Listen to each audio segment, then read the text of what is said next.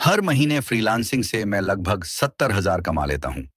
तो उनमें से 80% यानी कि 56,000 रोजमर्रा की चीजों पर खर्च कर लेता हूं और बाकी का 20% यानी कि 14,000 इंडेक्स फंड में इन्वेस्ट कर देता हूं। आशब की बात को आगे बढ़ाते हुए शरद कहता है कि भाई मेरा भी कुछ ऐसा ही है। फालतू के खर्चों को मैंने बिल्कुल जीरो कर दिया है। फ्लैट की जगह मैं एक छोटा सा रूम लेकर रहता हूँ। कार मैंने खरीदी नहीं, ज्यादातर मेट्रो से आना जाना प्रेफर करता हूँ। जब जरूरत महसूस होती है तो कैब बुक कर लेता हूँ और ईएमआई के चक्कर से मैंने खुद को दूर ही रखा है।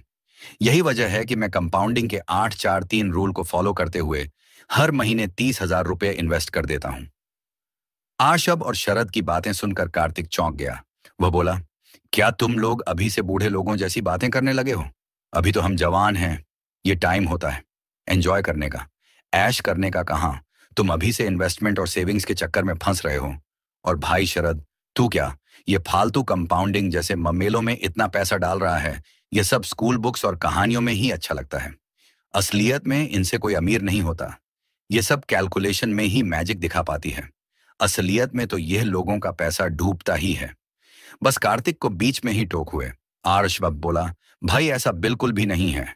शरद जो कर रहा है बिल्कुल ठीक कर रहा है।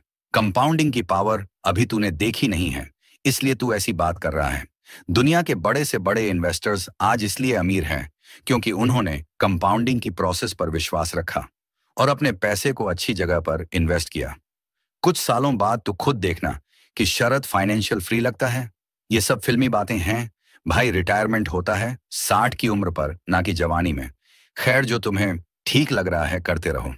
इस तरह तीनों दोस्तों की मुलाकात समाप्त हुई और तीनों फिर से अपने अपने काम में लग गए। तीनों अपनी लाइफ में इतने बिजी हो गए कि देखते ही देखते 7 साल निकल गए। यहां तक आते आते तीनों की एज 30 साल हो चुकी है। 7 साल बाद जब तीनों दोस्तों को एक दूसरे की याद आई तो उन्होंने फिर से मिलने का प्लान बनाया।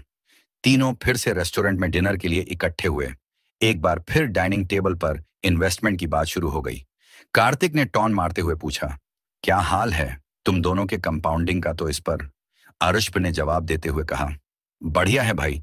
मैंने इन 8 सालों में महीने के 14,000 के हिसाब से टोटल 13,44,000 इन्वेस्ट किए, जिस पर 12% एनुअल रिटर्न के हिसाब से मेरा रिटर्न हो गया 9,17,000, यानी कि इन्वेस्टमेंट और रिटर्न को जोड़कर मेरा अब तक का टोटल अमाउंट 22,61,000 हो चुका है।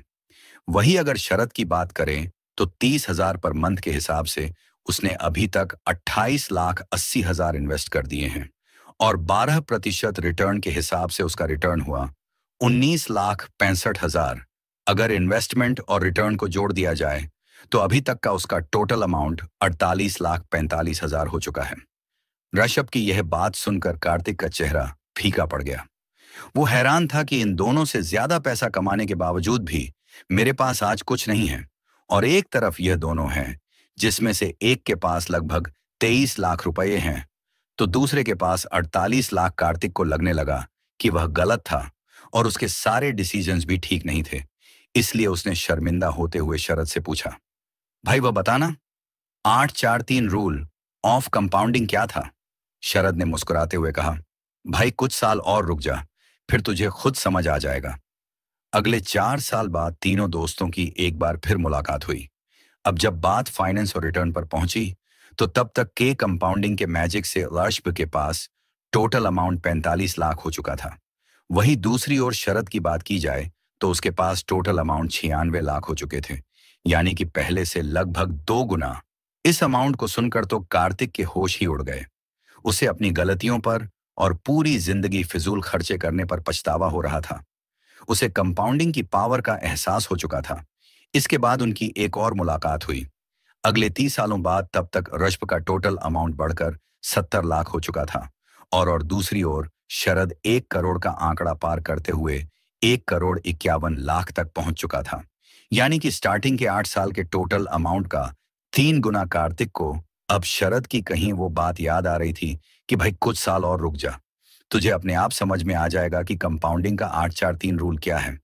और वो दिन आ चुका था जब कार्तिक समझ गया कि 8-4-3 रूल क्या है और मैजिक ऑफ कंपाउंडिंग क्या है।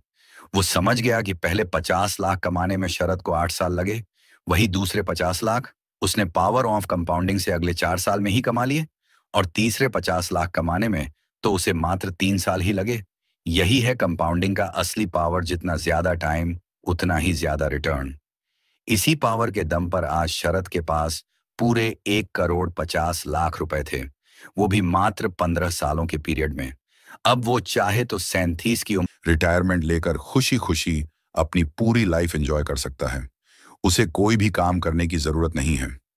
अब तो उसका पैसा ही उसके लिए और पैसा कमा कर ला सकता है। वह चाहे तो छोटे छोटे मल्टीपल बिजनेसेस खोल सकता है जो उसे जीवन भर पैसा कमा कर देंगे। दोस्तों, दुनिया के जाने माने इन्वेस्टर और बिजनेसमैन वॉरेन बफेट ने भी कंपाउंडिंग के 8-4-3 रूल का इस्तेमाल करते हुए अपने टीनेज में ही इन्वेस्टमेंट करना शुरू कर दिया था।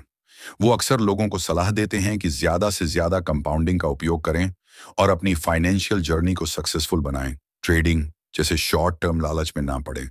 अगर रियलिटी में पॉजिटिव रिजल्ट्स और मैक्सिमम रिटर्न चाहते हैं तो बेहतर होगा कि लॉन्ग टर्म इन्वेस्टमेंट को चुनें और इंडेक्स फंड जैसी ऐसी सेफ जगह पर निवेश करें। तो दोस्तों, आज के इस वीडियो में इतना ही। आशा करते हैं कि आपको यह वीडियो पसंद आया होगा। वीडियो पसंद आया हो तो लाइक करें, शेयर करें और आगे भी ऐसे वीडियोस देखने के लिए हमारे चैनल को सब्सक्राइब करना ना भूलें। Thanks for watching.